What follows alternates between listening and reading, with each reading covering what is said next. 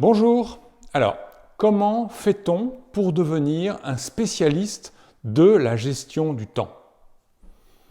Nous rêvons tous d'être ce maître du temps, cette liste de tâches jamais en retard, à l'heure partout, complètement à jour, les documents, les comptes rendus à l'heure.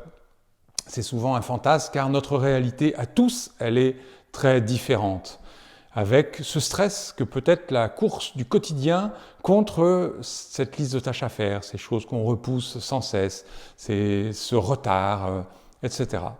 Alors, oui, c'est un défi très partagé et en même temps, finalement, le temps, est-ce qu'il doit s'appréhender comme une donnée dure, très mesurable, ou finalement est-ce qu'il est plus proche d'une forme d'émotion ? Einstein disait que une minute assis sur un grill paraît plus longue qu'une heure dans les bras de son fiancé. Il y a donc une dimension, une dimension véritablement émotionnelle dans le temps qui le rend peut-être dur à appréhender.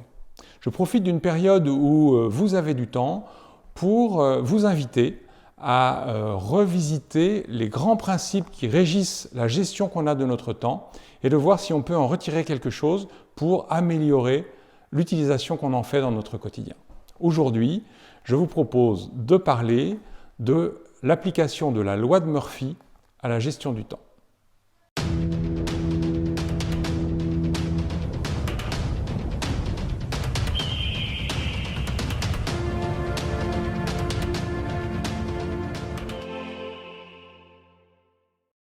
Alors, qu'est-ce que la loi de Murphy a à nous apprendre sur la gestion du temps? Je vous invite, si vous ne l'avez jamais fait, à vous abonner à notre chaîne YouTube, ce qui vous permettra d'être tenu au courant lorsque, dans le cadre du VET Masterclass Or, je publierai d'autres vidéos.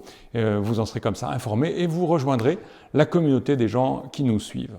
Alors, la loi de Murphy, vous allez me dire, la loi de Murphy, je la connais, c'est la loi de l'emmerdement maximum. Alors, la loi de l'emmerdement maximum, oui. C'est pas tout à fait exact.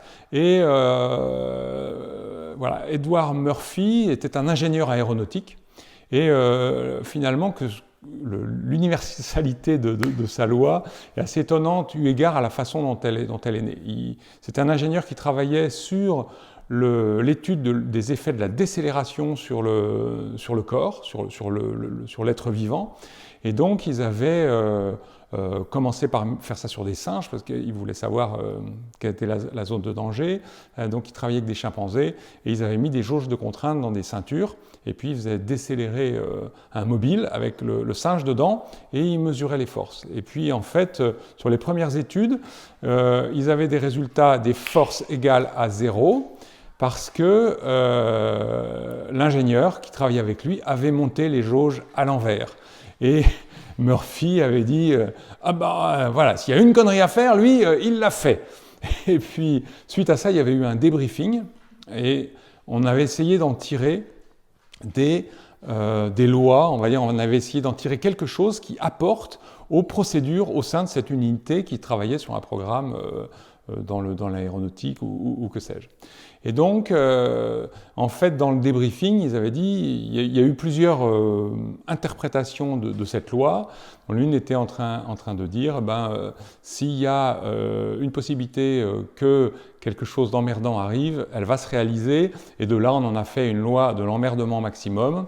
Mais si on s'intéresse au process, la loi de Murphy, c'est plutôt de dire, s'il y a plusieurs façons de réaliser quelque chose, eh bien, il est possible que quelqu'un utilise la mauvaise façon qui peut conduire à une catastrophe, et donc il faut la prévoir, il faut s'y intéresser.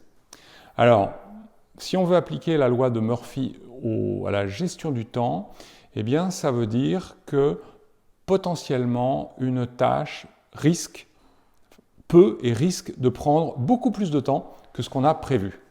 Quand on est face à sa liste de tâches, d'abord une liste de tâches dans laquelle on n'a pas intégré le temps nécessaire à la réaliser est une liste qui est peu utile, car il est bon de pouvoir projeter au jour le jour les tâches qu'on est à même de faire, et pour ça, on va leur mettre un quota de temps. Et très souvent, eh bien, il y a une espèce de petit mensonge à soi-même qui est qu'on se dit, bon, il me faut 20 minutes, alors qu'en réalité, il va falloir beaucoup plus. Il va falloir beaucoup plus d'abord parce qu'en fait, on ne sait pas le temps qu'on va mettre pour faire cette tâche, et puis parce qu'on est optimiste, parce qu'on a envie de s'en débarrasser, et aussi parce que, c'est là où on rejoint la loi de Murphy, parce qu'on n'a pas étudié tous les aléas qui pouvaient se présenter et qu'il faudrait intégrer.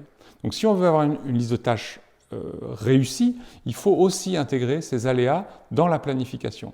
On a besoin de travailler avec quelqu'un sur cette tâche, il faut que cette personne soit disponible.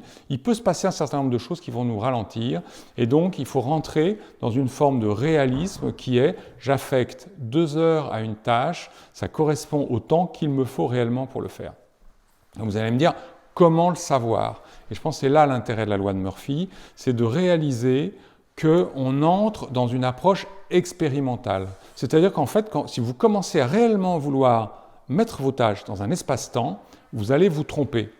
Mais en même temps que vous vous trompez, vous allez apprendre le temps que vous passez réellement à quelque chose. Qui sait exactement combien de temps il lui faut pour traiter ses mails en retard?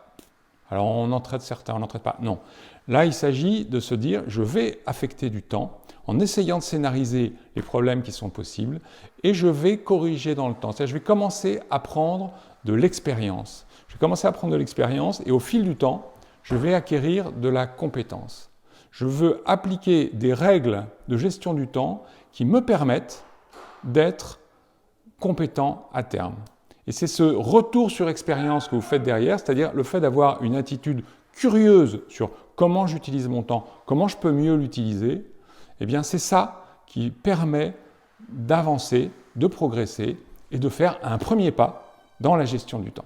Alors je vous laisse réfléchir à cette loi de Murphy, vous pouvez mettre des commentaires si vous voulez sous la vidéo, on peut échanger sur ce sujet, et puis demain, à la même heure, je reviens vous voir avec un nouveau principe sur la gestion du temps. À demain!